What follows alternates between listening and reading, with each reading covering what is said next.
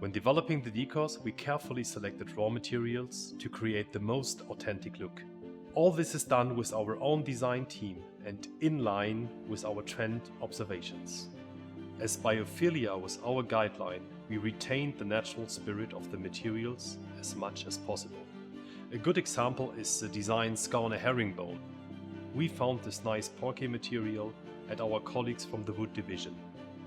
We were able to translate the real wood material into a cushion vinyl creation, and we also tested different color schemes with our customers, and we finally decided that the natural colors of the wood will work the best.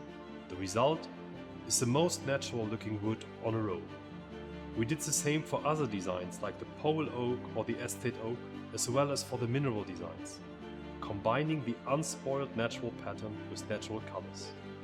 For the hustings design, we followed another decor idea, as we wanted to create the biggest ornamental design possible.